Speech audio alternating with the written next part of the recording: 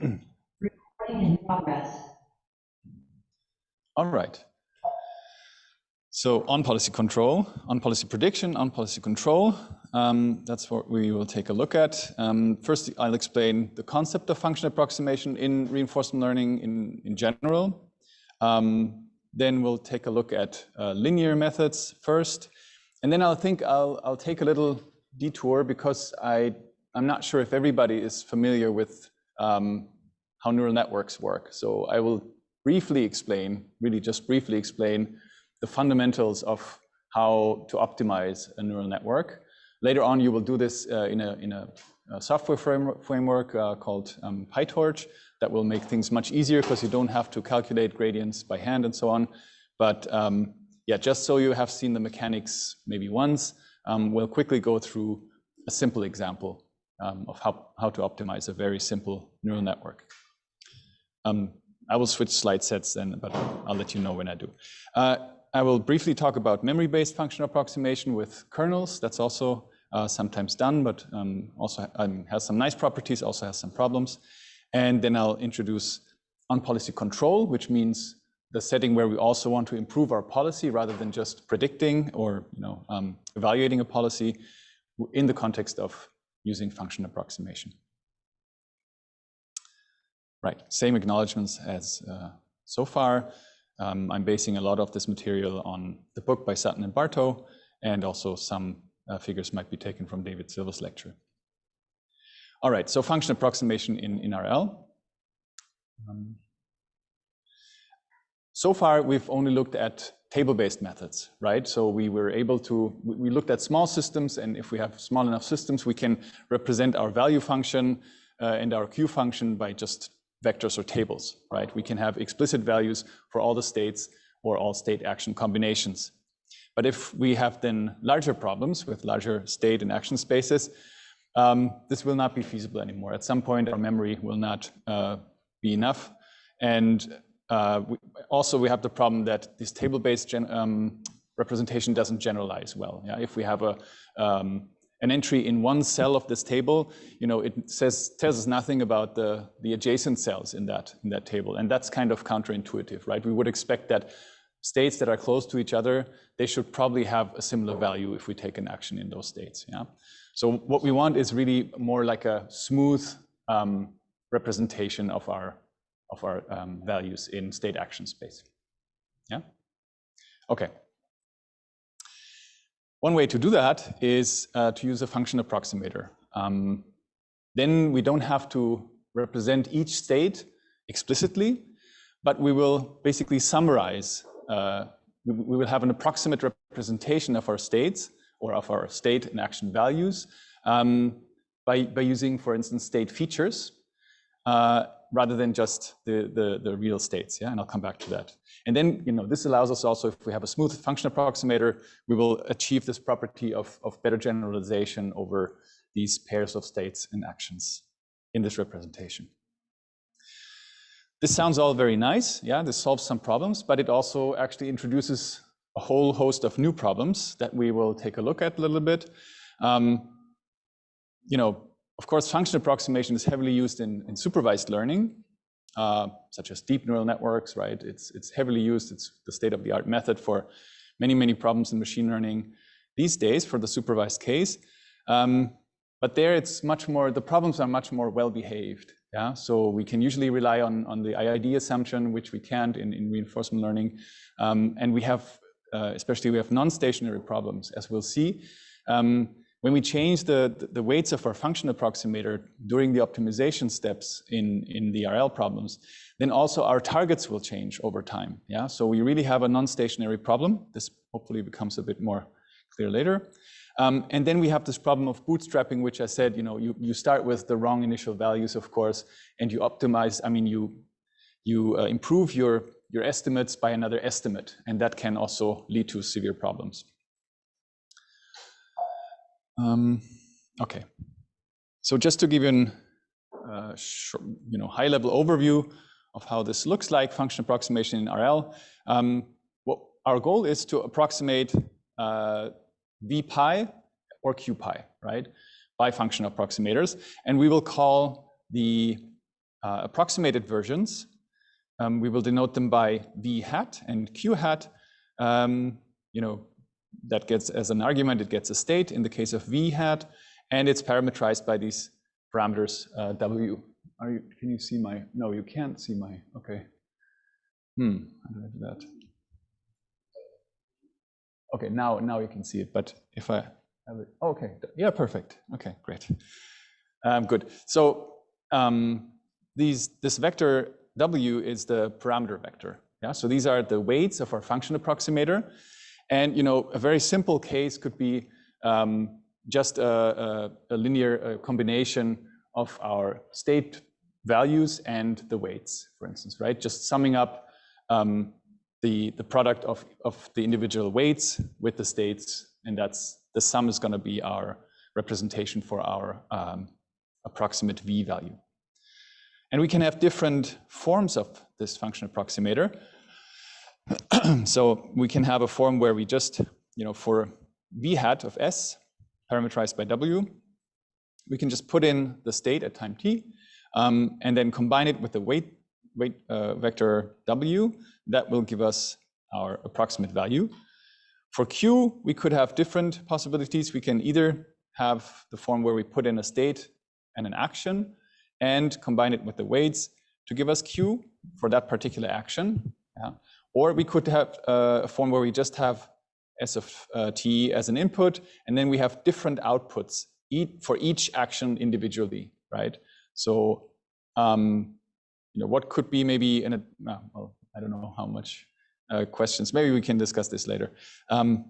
So, I mean, there are some nice properties about this. For instance, we could get all of these values just with one forward pass, right? Whereas here in this middle representation, we would have to loop through the actions, which might take some more time, right? On the other hand, this requires more weights at the output. Okay, and again, I mean, here we just have this box for a very generic function approximator. Sorry, there's some noise in the background. Please mute yourself. Sorry, I think there's someone speaking. Could you please mute yourself?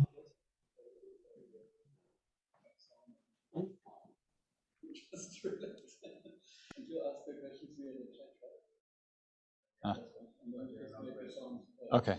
Yeah, please everybody mute your mics, and otherwise there will be noise. Okay. Yeah, I think I could mute someone, but okay, that's fine. All right.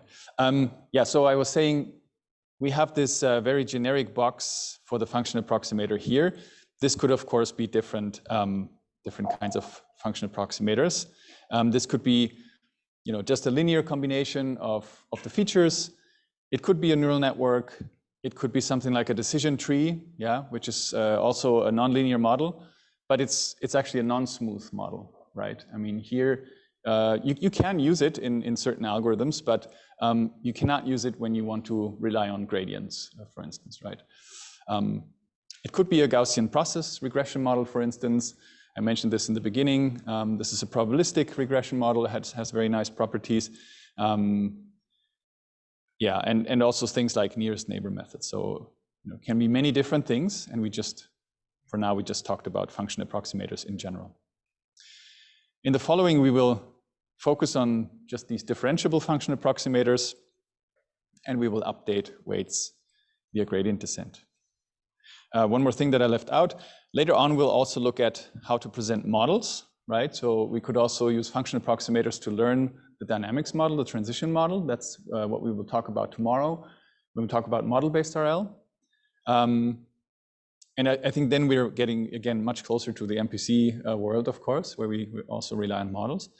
Or we could directly optimize policies without going through a value function representation. Yeah?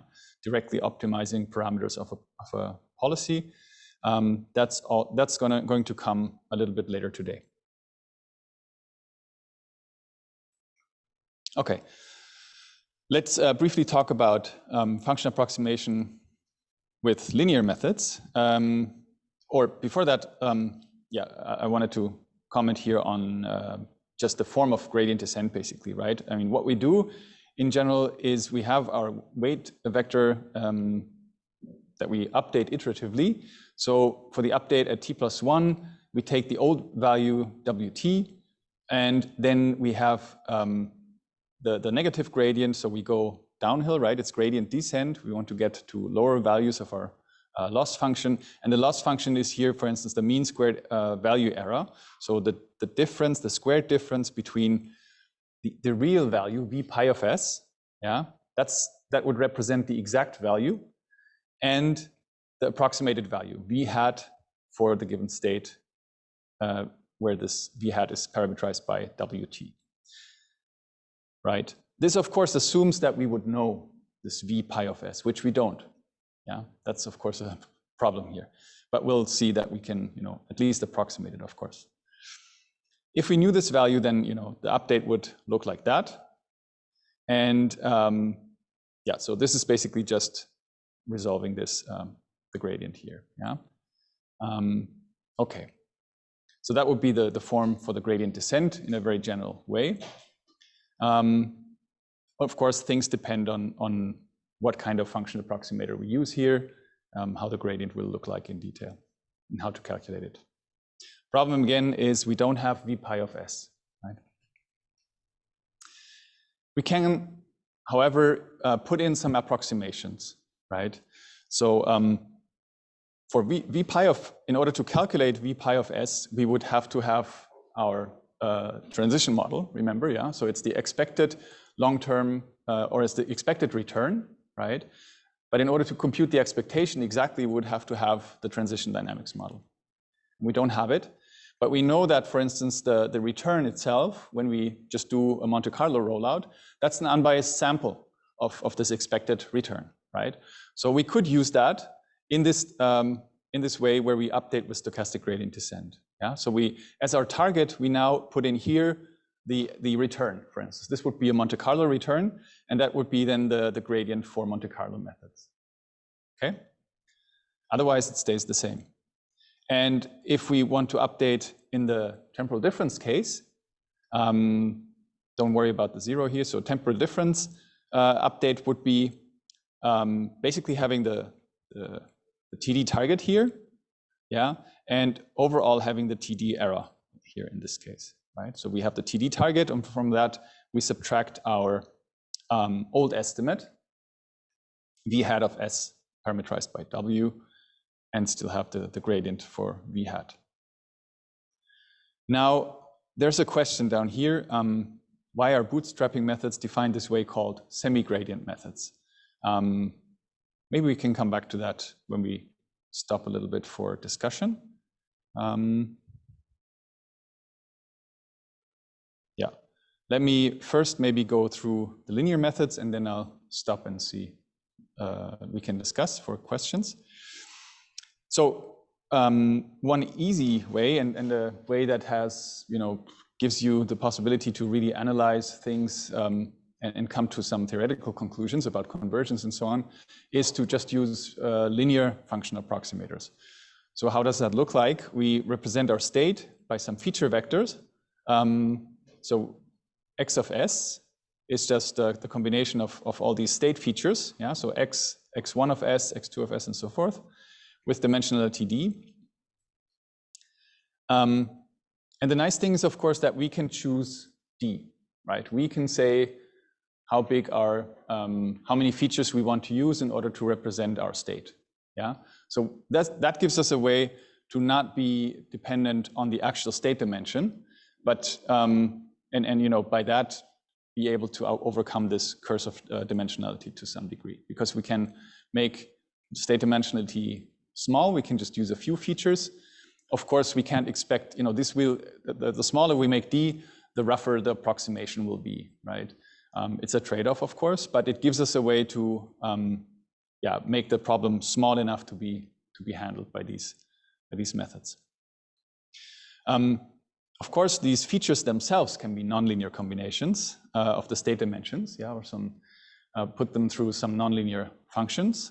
But the features will then be combined. The feature the function approximator itself will be linear in the weights. Okay, so state features can be nonlinear, but for these linear methods, we have they will be linear in the parameter vector W. And the nice thing then is that the gradient of this approximated value function v hat with respect to the parameters W will just be the state features, right? If we derive this thing with respect to W, we get just x of s. Okay. As I said, this linear case gives us the possibility to actually prove some things, and in the literature you can find proofs for stable convergence of Monte Carlo prediction when you use these linear function approximators, and also that this linear semigradient TD0 is stable if you stay on policy, and I'll explain more what that really means. But as soon as you rely on nonlinear function approximators, there are proofs that they become unstable if you use them, yeah, especially if you're in the off-policy case, as we'll see later. Right. Okay. Before I go on, maybe I stop for questions for a second. With the okay, then we would proceed by looking at looking at methods that don't use a gradient descent, but that try to optimize the parameters more directly in closed form. But first, I mean, so this is where we stopped, yeah. So if we do gradient descent, then basically what we do is, yeah, so here, this looks a little bit more cluttered now, but basically what we did is we just resolved this v hat, yeah, for the state st+1 and for the state st, yeah. So if you compare this to this here, yeah, right, you have your immediate reward, and then that would be the representation for v hat at the next time step, yeah, for the next state st+1. That's just, again, linear combination of the weights and the feature vectors for the next state. Okay, that's what this means, and this is just v hat of st. Yeah. Okay, and the gradient, as we said before, in this case of this linear function approximator, it's just x. Sorry, it's just the features, so it's just x of t, and then you can just pull in the x. Then you get to this, and you can factor out the w vector here, and then yeah, basically what we compute is samples of this expectation of how the expectation of Wt+1, given that we have the old estimate Wt. Okay, and that so that's what we compute with this stochastic update here, and this then can be written a bit more compactly if we call this part just b. Yeah, that's the vector b. It's the expectation of this what we have inside the parenthesis here, and with a we denote the expectation of this part here. Yeah, that's just this, and then at the fixed point when we converge, basically there should be no more change between Wt and Wt+1. Yeah, so the expectation then should come to 0, and then if we solve for W, then we would have to basically invert this matrix to the inverse of A times B. So that's the condition at the fixed point of this problem, and that's what the gradient descent will converge to if we run many steps of gradient descent. But we could also go a more direct way if we're in the linear case, and that's the idea of of least squares temporal difference learning. Okay, so what we want is the weights at this fixed point yeah, A inverse B. And so what we could try to do would be to directly compute this A and B. And this is what this LSTD does. Basically,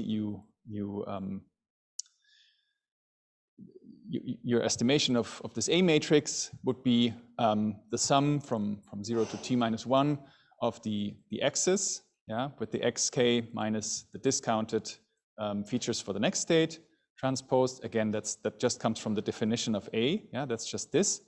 But it's going to be, I mean, it's not. It's an approximation, of course. Yeah. So it's not the real thing with the expectation.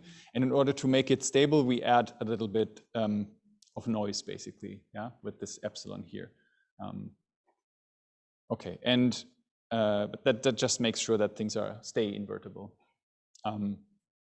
And this B vector, the approximation of that is just, the sum of all the rewards times the state features for state K.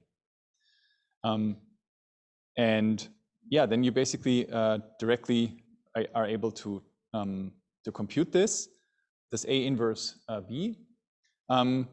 The problem, though, is that in order to do that, you need to do a matrix inversion, and that can be cubic in the dimensionality of your state features.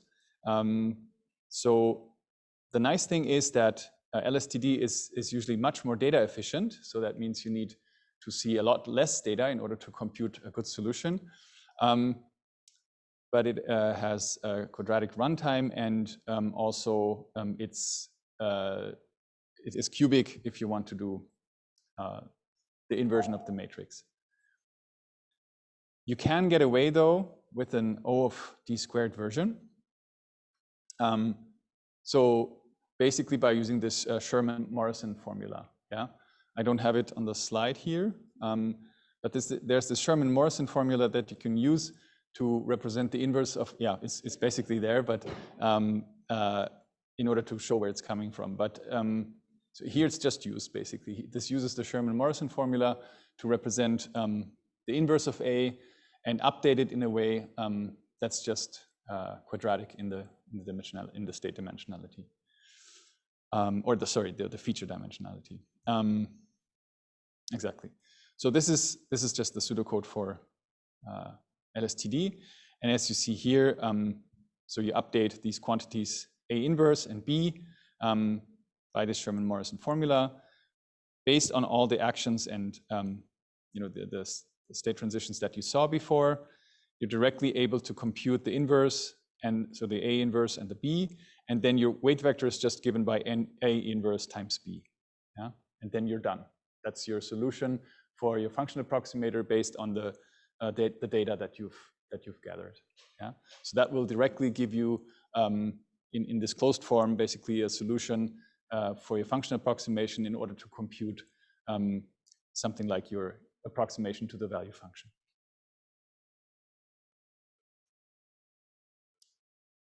Okay, yeah, I think I'll go on a little bit more before we then look at the neural networks. Now the question is, of course, how should we choose our features? Yeah, so we said we are free to choose different features, and it really has an influence on the solution of the problem how we choose the features. It can make a big difference. And that's actually also why neural networks have had such a success in the recent years, because neural networks allow us to learn good features for the task automatically from the data. Yeah?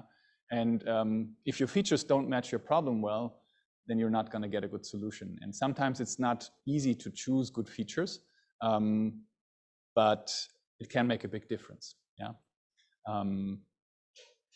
right. And on the other hand, you have to consider how much data do you have available, right? So if you only have very few data available, then learning with neural networks is usually not such a good idea.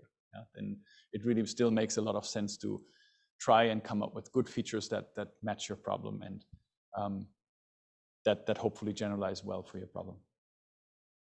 Okay, but now we'll just look at a few ideas that came up in the literature in the past, like how we could divide up our state space with these features in order to hopefully generalize well. And there lots of different ideas. So things like, just using something like circles with different center points, overlapping circles of different radii. So, having somewhat like a more narrow generalization, representation where you have also just narrow generalization because you have little overlap. Yeah. If you have more overlap with these broad circles, then you usually also tend to have broader generalization because more features are activated for the same data point at the same time. Yeah. So they share information for each update, for each data point. But you don't need to take circles. You can make, oval-shaped features and things like that. So you can be quite creative with these features. You can have quite irregular ones. There's no, hard and fast rule for what you should take. It's really, you usually use domain knowledge for your problem in order to come up with good features. Log stripes are sometimes used where you want to discretize more finely in one region of the state space and not so fine in others. Diagonal stripes and so on. Something that is often seen in the literature that is still used for small scale problems, I would say, is to use tiling. So to basically use these cells or tiles, grids, if you like, to tile up your continuous 2D state space. But again, to enable generalization, you don't want to just have one grid. Then you would be pretty much back to this table-based representation just with a coarser resolution. But you want to have overlapping grids. Yeah. Again, the idea being that if you have these overlapping grids, then for one particular data point, more than one of these grid cells will be activated at the same time, and they will also receive updates for that particular data point. So, the different state features. So in that sense, they share the information, and then we'll be able to, even though maybe one of the features is not activated for a new unseen data point, then you know what to do because you've seen something similar in the past during training. Okay. Yeah, I think that's all I wanted to say for choosing features. There's a lot more. I mean, of course, in the literature, you find a lot more things how to come up with good features, and it really is problem specific. Yeah, but I think we'll stop here. I see quickly if there's questions, and then we'll jump to explaining neural networks in a nutshell, I would say. Okay, we will take a little bit of a detour just to look at neural networks a little bit. So first, let me just switch slide sets a little bit. I will put this part online later on as well. But just, look at neural network from a very high level view. Sorry? Ah, okay, das ist schlecht. Ja. Swap displays. Just a second, please. Is it better? No. What? Okay. Then. Yeah. Okay. So it's in the recording, I guess. Yeah. Okay. I hope it's okay. Right. So let me first give you a little bit of a high-level overview, and then we briefly look at, in a nutshell and pretty quickly how to optimize the weights of a neural network in general for a simple feed-forward neural network. So again, of course, what we want to optimize is we want to use a function approximator that we call f here that has parameters w, so that the output of that function approximator for a given state S roughly approximates the real value v. Yeah, thanks. So in the recording, I guess it's right now, but yeah, it's just one slide anyways, but thank you. Okay, so we'll use the neural network. Okay, now you guys really don't see my cursor. Oh, that's unfortunate. Okay, so we put in the state features, we put in the state information S, yeah, in the green layer, that's the input layer of the neural network. And then, what the network computes for each of these nodes is a weighted combination of these inputs. Here they're called X. In order to compute this Z variable, that's just the weighted sum of these X's, weighted by the weights W. And that Z is then passed through a function H, which is some kind of nonlinear function. Yeah? So you always sum up all the inputs, you weight them by your weight vector, and you put it through a nonlinear activation function. That's basically what each node computes. And as you can see, these nodes are connected by these arrows. So this is a directed acyclic graph. Yeah, so we don't have cycles in this kind of architecture here. And the information always flows from this input layer through these different blue layers, which would be called hidden layers. Yeah, because there are these in-between layers, and we don't have, in the data, we only have inputs and outputs. We don't have any in-between values that are specified by our data. That's why these are usually called hidden layers, because they just compute intermediate values. And what we can do then, we already addressed that, using any kind of features gives us the possibility to approximate even a large state space. And what we do is we optimize our parameters of the function approximator W then by gradient descent, as I showed you before, right? We have our TD target, and we subtract from it the old estimate. And so this is a squared difference.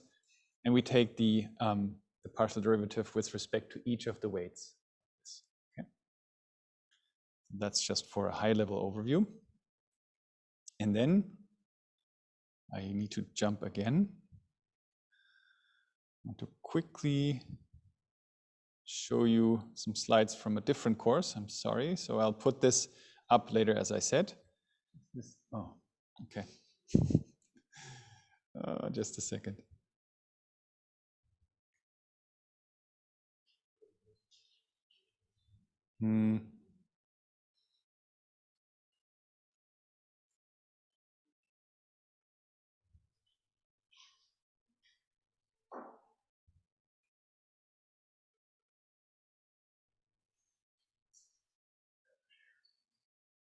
Yeah.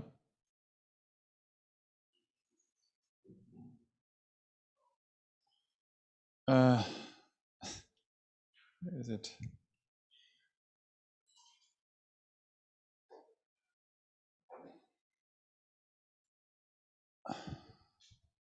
Why is it not showing?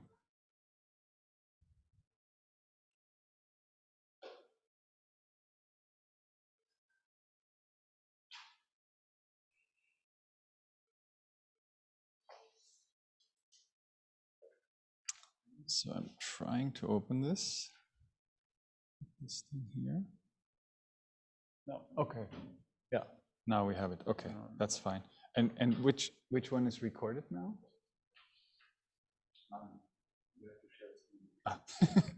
Yes, thanks. And where's the Zoom? Here. Yeah. This one. Yeah. Do you see it? Okay, thank you. Great. Okay, so I'll use some slides real quick to give a quick overview of how to calculate the gradients for a simple neural network, so that you have seen a forward pass and a backward pass real quick.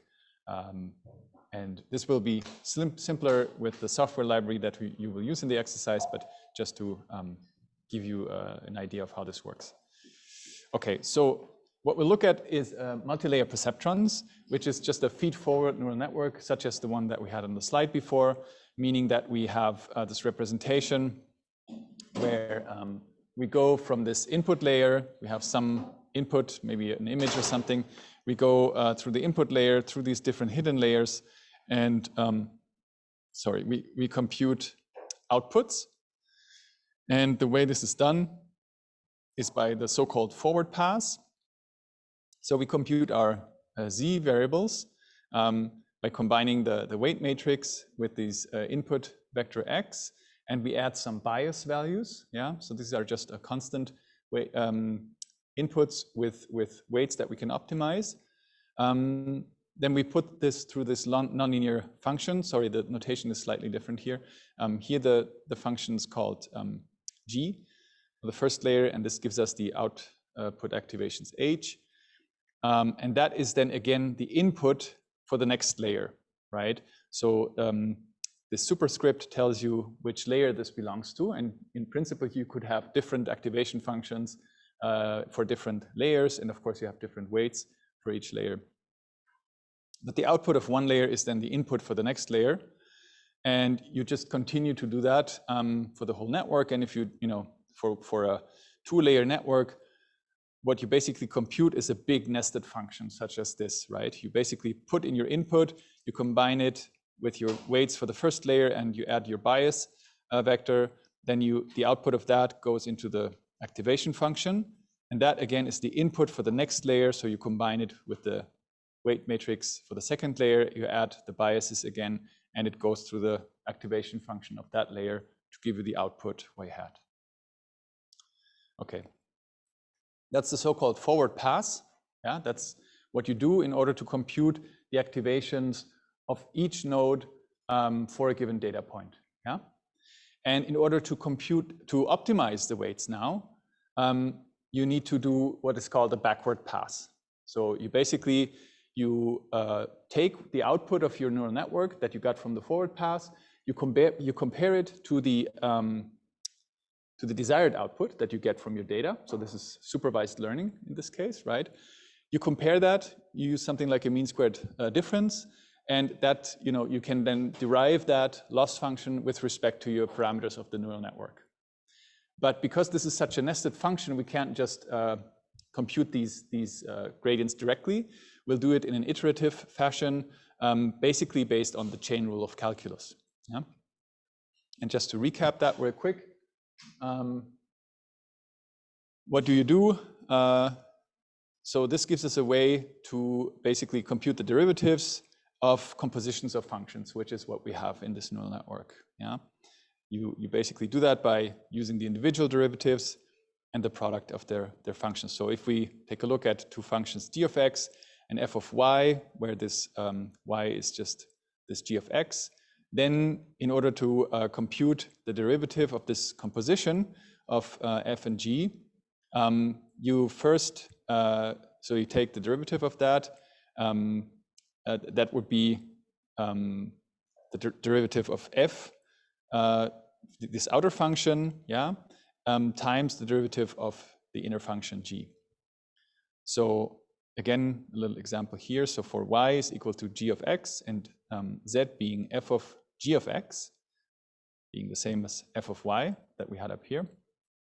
In order to compute the partial derivative of z with respect to x, yeah, so z doesn't directly depend on x, only through y, right? It depends on x. So first, then we need to compute the partial of z with respect to y, and then the times the partial of y with respect to x. Yeah, so the partial of f of g of x with respect to g of x times the partial of g of x with respect to x. Yeah? This is probably known to all of you, but just a little recap. Here I have a little example with some functions plugged in, but it's what you would expect. So, here the orange function would be an ln of a, that's the function f, and for g of x we would have the sine of x. Then in order to compute z with respect to x, where z would be the ln of this inner function, which is the sine of x, then we first need to derive it with respect to the sine of x, and then the sine of x with respect to x. And then that's what you get. So that's the basis now to calculate gradients in this backward pass to optimize our network parameters.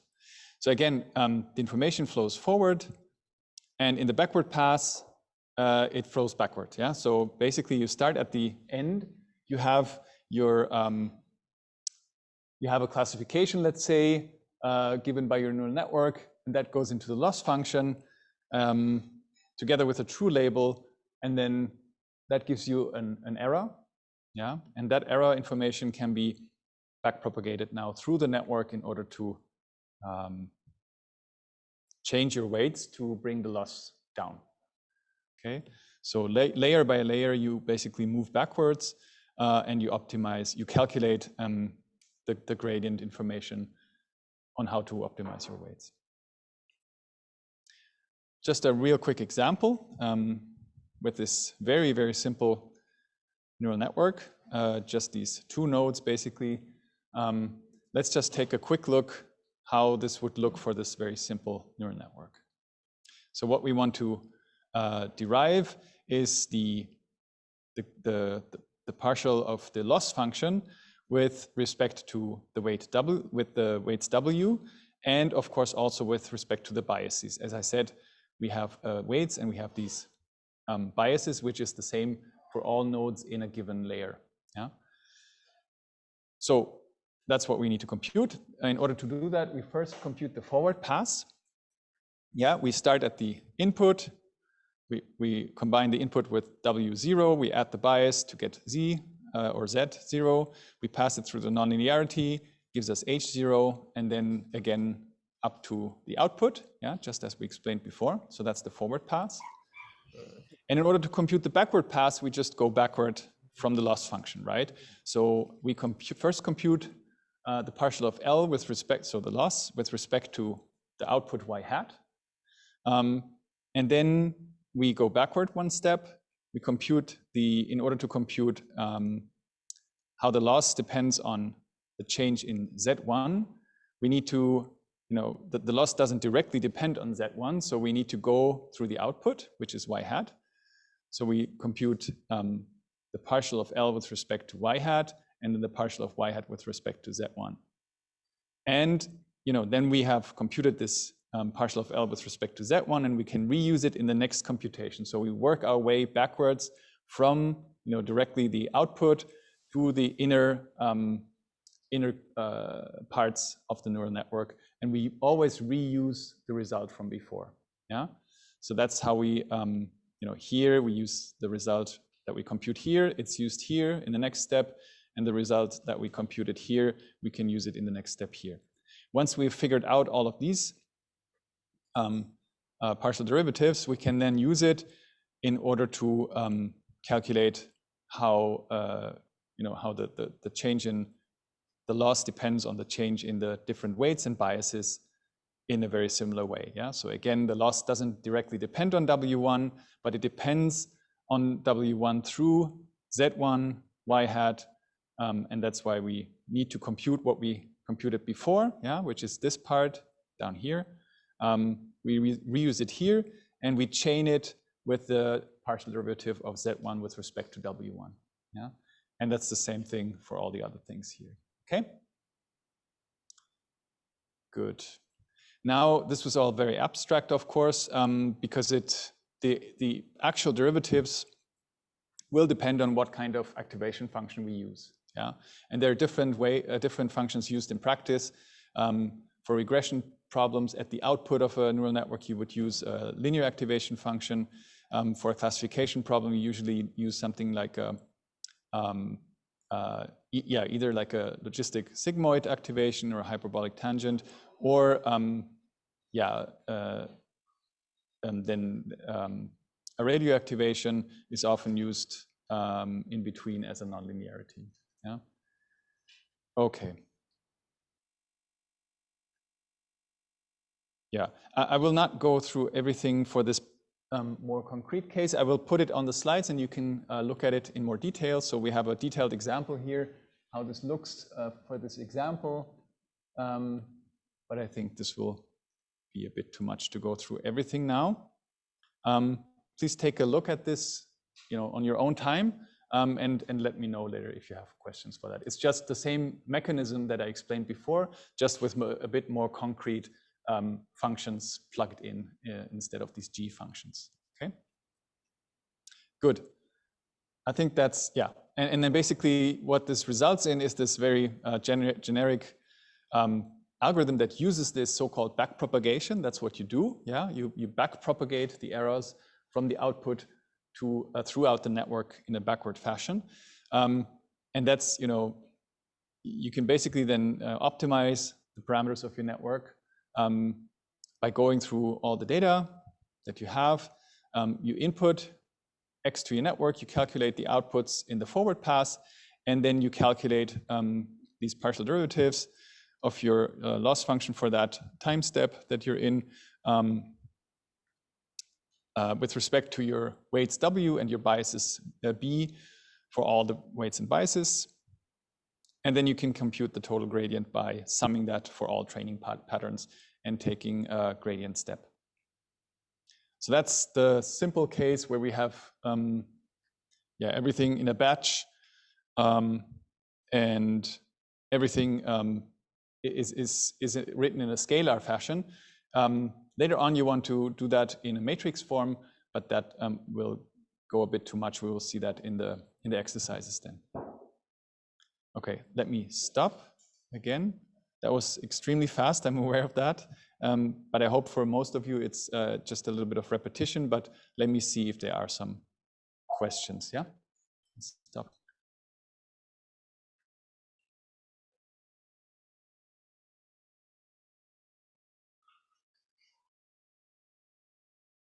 Sorry. No, that's not what I want to show. Could you stop for a second, just until I go?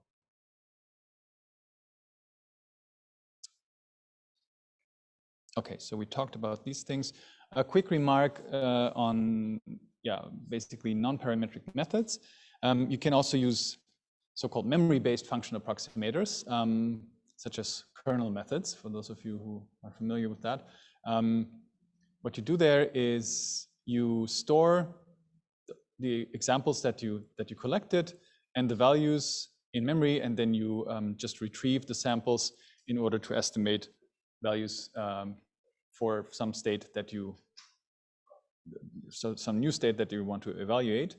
You can use something like nearest neighbor methods. Yeah, so you evaluate the value of a new data point based on the nearest neighbors that you have in your data set. Yeah, and you make some kind of weighted combination. Or you have some defined kernel function, like a Gaussian kernel, for instance, like a radial basis function or something like that, that says that if you have a data point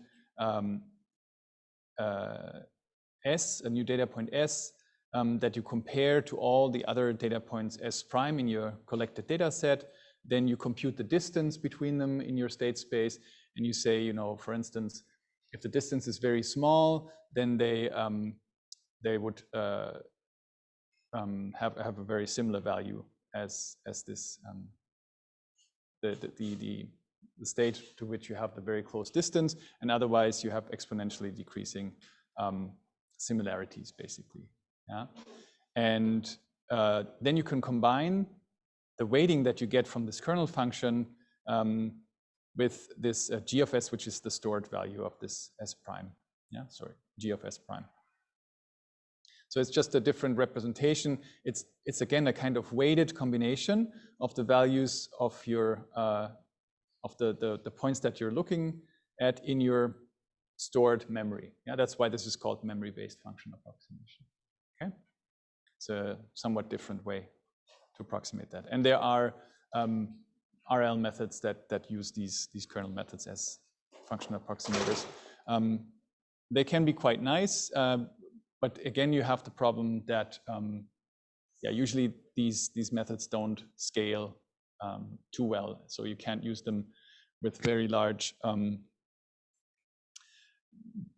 collections of data, as well as if everything is very high dimensional, then it becomes difficult to compute these differences in a reliable way. Okay. All right, let me now get to on-policy control. So far we've looked at prediction, which means we evaluate a given policy that we have. We don't change the policy. But now we want to get to the point where if we have a policy, we evaluate it, we want to also improve it because we want to get to the optimal policy, right? Okay, so what we do, again, in order to stay model-free with these function approximators is we again rely on Q functions rather than value functions, state value functions. And then we basically just plug in Q functions here in this update, yeah, for the stochastic gradient descent. When we update our parameter vector W, we take the old estimate plus step size times the TD target, right? So that's the reward and the discounted Q value minus the Q value for the state ST. Yeah, that's the old estimate. Times the gradient, of course, of that function approximator with respect to the weights W.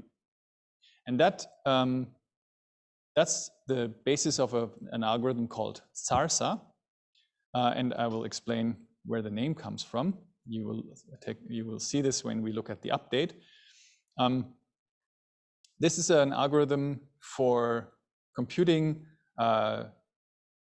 basically Q star, and then you can derive from it a policy pi star.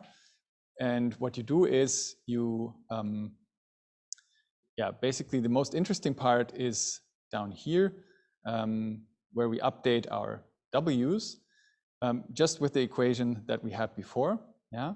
So what we use is in a given state. Yeah, if we're in a given state S, then we update with the action A, and we use the reward R, and we also use the next state and next action as prescribed by our policy.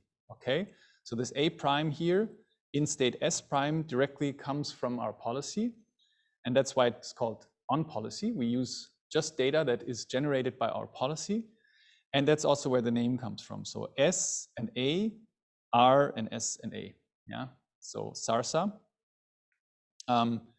And it just really signifies that all of the actions in these states that we consider are coming from the policy that we evaluate. Yeah. Okay. It's also, of course, important that we are still exploring, right? We talked about epsilon greedy, and that's still, of course, important. So we usually have an epsilon greedy policy that we execute where we get this data from. Yeah. Okay.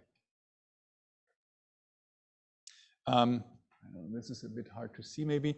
The mountain car problem, the Winter Hill problem, it was called, or how did you call it in the end?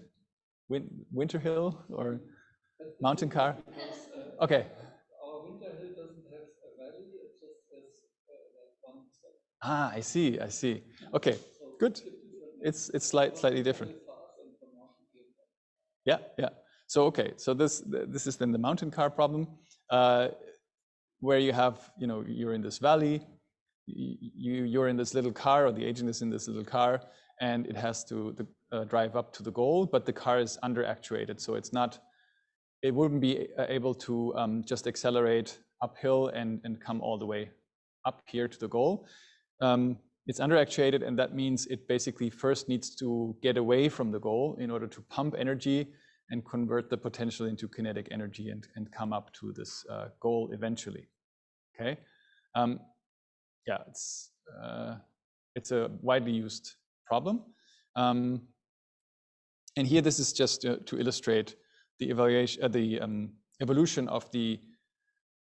In this case, it's the cost to go function actually. So this is with costs. It's basically the negative of the max Q function. So low values here are good, basically, right? We want to get to low values, and we start, by exploring. We think everything is great. Yeah, we initialize everything with 0, and then we explore states around this individual value. I should say the actions are just, I think, full throttle backwards, full throttle forwards, and doing nothing. And there's a -1 reward for each step that we stay in the problem until we reach the goal, which is a terminal state, and that has a reward of 0. So we want to get to this goal quickly. Yeah, we want to be time optimal basically, and yeah, we can only use this, maximum backward and maximum forward acceleration. And so here, this is within one episode, 428 steps within the episode. You can see it's evaluated some of the states, and it figured out that actually there's a higher cost than just 0. So it starts, you can see this hill rising. And in episode 12, it has already figured out that, from the bottom of the valley, it has the highest cost of getting there still. And over time, you can see there's we have a formation of this landscape where, when we are able to basically first go, we're going backwards with the velocity a little bit. We would go in a spiral like that, I think, to basically get to these very low values of the cost to go function, right? So that should be the goal region down here, where it's really where we have very low cost to go. Yeah, and we would start in the middle, but then go backwards, pump energy, and then go in a spiral and get to these very low cost to go function areas. Okay, it depends a little bit on the step size that we use. Yeah, the step size for the stochastic approximation, and you can see here that it has an influence on the speed of convergence, basically. Yeah. So this is a tunable parameter, and it's, again, something that you need to choose carefully in a problem-specific way usually. Okay, that's it for the on-policy control with function approximation. Quick stop for questions, maybe. Oh, I want to Jasper to get through. Okay, now let's take a look at off-policy learning, which is creating new problems. Yeah. So we'll take a look at off-policy learning, and then the problems that arise in the case of off-policy learning when we use function approximation. And then we get to deep Q learning as one example of being able to learn off-policy with nonlinear function approximators and, at least empirically be stable most of the time. But it's definitely, it's one of the go-to algorithms for deep reinforcement learning. So we want to introduce that. Same acknowledgements as always. And yeah, so what do we mean by off-policy learning? I want to introduce that quickly. Of course, we want to learn the optimal policy, right? That's what we're interested in. But at the same time, we need to maintain exploration. As we said, we need to, at least for the convergence proofs, we would need to infinitely sample all the states and all the actions, right? So if we don't do that, then we might run into, we might not find the optimal solution. Okay, so we will call this optimal policy that we want to learn, the greedy policy with respect to our Q values. We call that the target policy pi. And then we have another policy that we might follow that's called the behavior policy B. And what off-policy learning now means is that we learn from the data that is off the target policy. So it's generated by a different policy, namely the behavior policy. And always when we do that, we call this off-policy learning. Yeah? So we gather the data with one behavior policy, but we update the target policy. Okay. So how can we do that? So in general, if we want to be able to do that, we need to correct the expectations that we compute because we collect the data with the behavior policy, but we want to update our the weights of our function approximator or values in general for the target policy. Yeah, but if you remember, what we need to compute is the expectation with respect to our target policy. So we need to, since we are collecting with a behavior policy, we need to introduce a correction factor, basically. And that's what we do in the so-called importance sampling.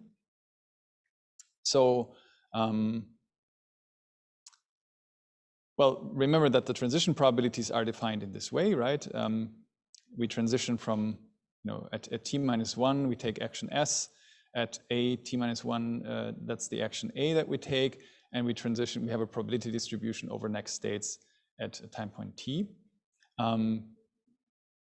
And that's just, if we take the overall model and we marginalize out the rewards, then that kind of dynamics transition model would be left. And basically, yeah, exactly. The probability of the trajectories under our policy pi, any policy pi starting in ST, can then be factorized basically. So, when we take a look at the joint probability of seeing certain trajectories of, starting in ST and then taking the actions A from time point t to t-1, that's a notation for that, yeah, that are sampled by our policy, then the joint probability of seeing all these actions and states can be factorized because we have the Markov property, right? We can factorize it into just the probabilities as given by our policy. So, what's the probability that in the state in the state ST, we choose action AT, times the probability for being in state ST, taking this action AT, and then transitioning to ST+1. And, this is a big product of these individual factorized probabilities as given by our policy and this simple state action transition model. And we can write this more compactly in the product like that. So the relative probabilities that we can define, considering our target policy pi and our behavior policy b, can then be written in this way. And we can basically cancel out these individual transitions for the different steps. Yeah. So what we're left with is the products of the probabilities as given by our target policy divided by the probabilities given by our behavior policy. Okay. So that's going to be the correction factor, because the expectation that we compute is usually computed with respect to B, right, our behavior policy. But what we want is the expectation with respect to pi, the target policy. So we need to introduce this correction factor, by dividing through the probabilities given by the behavior policy B. Okay, and in the MC case, in the Monte Carlo case, we need to do that for all the steps of the trajectories that we sample. Yeah, so there we have this correction factor. This is called rho, usually, this importance weight. And this is from time step t to t-1 until the end of our episode.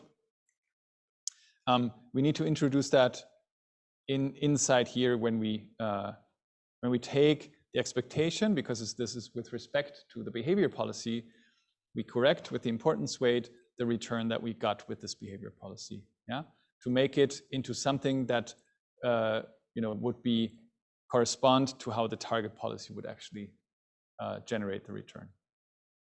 Yeah, so is that somewhat clear? I mean, the target policy can have very different probabilities for the actions than the behavior policy. Yeah, and in order to figure out how would this return be generated that we got with the behavior policy, how would that be generated by our target policy, or what would be the return that we would get here, we would need to weight the individual rewards along this trajectory that we got by executing the behavior policy with the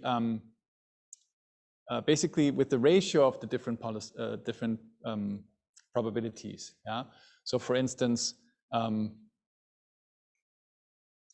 if the behavior policy took an action that would never be executed by our target policy in that state, then of course our importance weight would be 0, right? Because it would be 0 for the target policy divided by 1, for instance, if always the behavior policy would take that action in that state, then we would have 0 divided by 1, and that particular reward would get a weight of 0. So it would not be considered in this return, basically, right?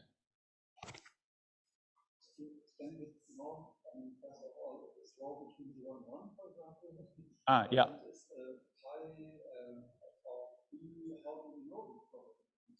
Yeah, okay, sure. Yeah, right, exactly. Okay, yeah. Yeah, let me comment on a little bit more on what pi and b really is and the values that rho can take. So I mean, right, rho is just is a ratio of these values that are always between 0 and 1, because we have two probability distributions, yeah, so given by pi and given by b. But they can be, yeah, they can be 0, but they can also be unbounded, yeah, basically. So if you would have something that is, you know, if you're, if the target policy would have something very close to 1 and the behavior policy something very close to 0, yeah, you would have very large positive values, for instance, right? Exactly. But the individual probabilities, of course, are between 0 and 1. And then you have these, the product of these very long, potentially very long chains of these individual probabilities, and you divide them by each other. So you can definitely get to values between 0, like I said, yeah. So if your target policy would have a value of 0, but your behavior policy is very close to 1, let's say, or you know, the other way around, you get very big positive values. Yeah, and then the question was, how do you know the target and the behavior policy? Those are, of course, derived from your current estimates of your Q function, for instance. And then you do something like, you know, for the greedy policy, you would maximize. Yeah, you would try to take the maximal action, the action that maximizes the Q function. Whereas for the behavior policy, usually you would do something like epsilon greedy. Yeah, so with a probability of epsilon, you would take a non-maximizing action. Yeah, just to maintain exploration, basically. Yeah. So behavior is actually used to sample. Yes. And pi is virtual. Exactly. That's a bit weird to wrap your head around in the beginning.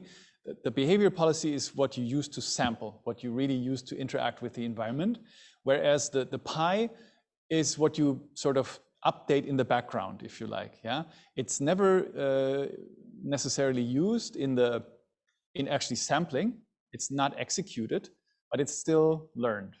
Yeah, and that's the power of this off-policy learning. Yeah, you can execute even the uniform random policy, and you can still use that data in order to update the greedy policy. Yeah, or as I briefly mentioned the other day also, you could have, potentially you could learn many different greedy policies for different objectives from the same stream of data if you learn off policy. Yeah, so you could even update the greedy policy for different behaviors, different skills that you would like to learn from the same stream of data that maybe is just executed by a randomly acting environment. It would probably take a very long time, but it is possible in theory at least. Yeah? Okay, I need to go on, otherwise the exercise will not be possible.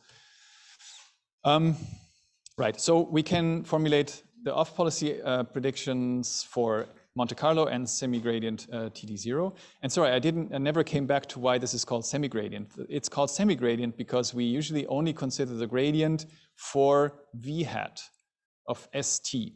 And we don't consider the gradient for this part, which is also dependent on W, but we basically just ignore it. Yeah.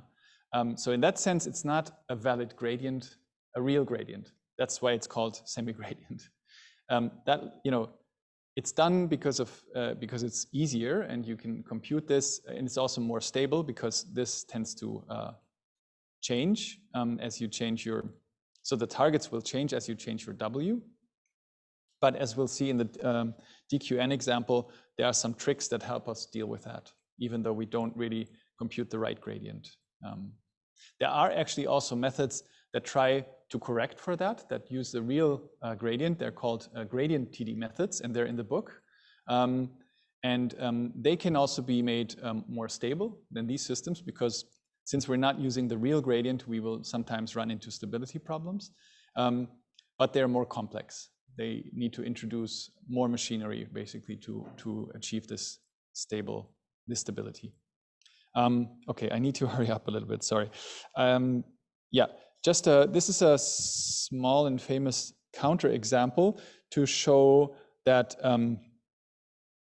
that we can quickly spiral out of control if we do off-policy learning with function approximation. This is called Baird's counterexample. And it's a interesting little MDP where we have these 7 states that are approximated with a function approximator with weights W. And we have a target policy and we have a behavior policy. And the behavior policy has certain probabilities of taking the actions that are symbolized by these dashed lines. So it can go from this state down here, it can go to any of these other states with equal probability, or it can sometimes also stay, take the solid action and then just stay in this state here. Or if it's in one of these states, then that means it can,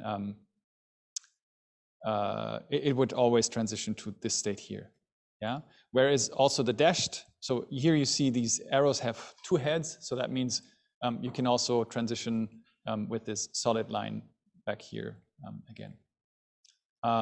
Okay, and for this actually, there are actually no rewards in this MDP. So all the rewards are always 0, and because of that, the real value for any state should be 0, right? Intuitively, and you could actually approximate that by just setting all the weights of your function approximator to 0.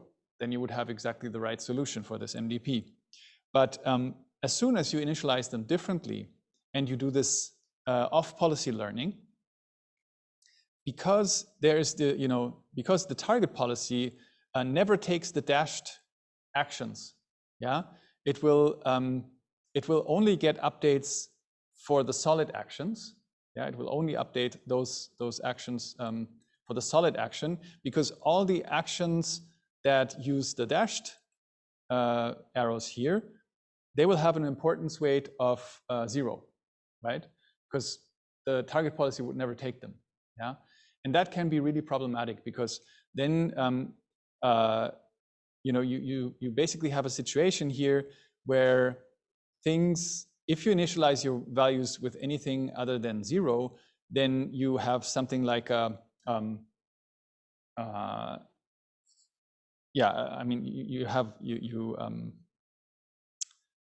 you don't converge, you diverge. That's the word that I was looking for. Yeah, sorry, I can't go into much detail here, but it's even the case if, it is not even, you can't even fix it by choosing smaller step sizes. So even if you take something like semi-gradient dynamic programming, where you would really directly use a model rather than just updating with a fixed step size in the stochastic way, you would be able to compute the right expectation. Even in that case, you would spiral out of control, as these graphs show here. And this is why this is sometimes called the deadly triad. If you use function approximation, bootstrapping, and off-policy learning, then you're usually in for trouble, or in many cases at least. And there are no known proofs for convergence. And you can find counter examples for showing divergence even. Nevertheless, in practice, these methods still tend to work. And one famous example is the neural fitted Q iteration introduced by Martin Riedmüller in 2005, abbreviated NFQ, that uses neural networks as function approximators for continuous states and discrete actions. Basically, in its basic form, there's also extensions for continuous actions. Q function is represented by this MLP, and that was really one of the first approaches to use artificial neural networks as function approximators for RL, nonlinear function approximators really, and with neural networks, and it can be considered as the predecessor of the deep Q networks that we'll see in a second. The algorithm is a batch algorithm, so it relies on you running through all of your samples that you collected. You basically, you sample with epsilon greedy exploration, you add everything to a memory D, so you store all of your data. You initialize your network weights randomly, and then, you generate your data set basically, and for each data point, that's a combination of the state and action, you generate your targets. If it's a terminal state, it's just the immediate reward. Else, it would be the immediate reward plus the discounted max over the Q over actions for the Q value of the next states, and you use your old parameter vector always from the iteration before. You iterate through here, and inside here you have another loop where you fit the weights, where you basically calculate the loss function, and then you calculate the gradients based on that loss function and do backpropagation. So here are the targets y that we calculated up here, and then you just do backpropagation. As I said, the deep Q networks can be considered as a successor of this algorithm, NFQ. It can deal with the situation where you have a lot of data and you want to sample mini batches rather than taking full batches to compute the gradients. So you use experience replay. That's kind of the same as in NFQ. So you store all of your data, and then you, in DQN, now you don't run through everything all the time, but you sample mini batches. So you always take some random data points and you put them in a mini batch, and then you calculate your gradients based on these smaller batches. And it introduces some more heuristics or more tricks to make it more stable. You freeze your so-called Q target networks, so you introduce additional network weights for the targets, and you hold them stable for a while you learn the weights for the other network. So we didn't have target networks in NFQ, but in DQN we do. And as an additional thing, you can also clip the rewards to basically, as a kind of normalization or regularization that can make things more stable as well. So let's look at these individual components of DQN a little bit closer. In order to remove correlations between successive data points that we do have, right? If we are in a state ST, we take an action AT, that gives, we transition to a state ST+1. It's going to be quite similar to the state that we saw before. So there are, and it's dependent on what we saw before. So there are these correlations between the different experience in different states that we see in successive order. And that can be problematic for the optimization. So what we do is we basically just sample from this replay buffer. And we take action A according to a greedy policy. We store these transitions in a replay buffer, D, and then we sample these mini batches and use them to calculate the mean squared error between what our network predicts, the target, the TD target basically, and our old Q value estimate. Okay. The target networks are there in order to avoid oscillations. So we basically, we don't want the situation that, because our weights W change, then, our gradient would go in one direction and then they change again. And then basically we are back to where we started from. And this is sometimes what can happen because we have this non-stationarity. So as our weights W change, the way these targets here also change, and that can lead to these severe oscillations that just slow down the learning incredibly. Yeah, and what you can do is you introduce a new set of weights, W bar or W dash. So you compute your Q-learning targets with respect to this fixed parameter set W.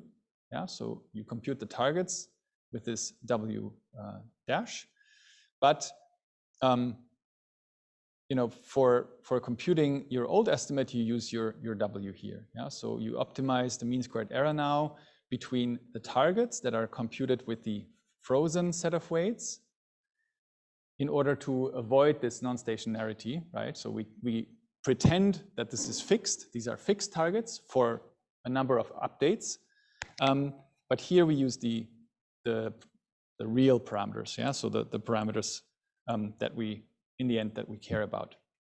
And then, you know, periodically after finite number of states updates, we would then copy the current weight vector to this target weight vector, W bar or W dash.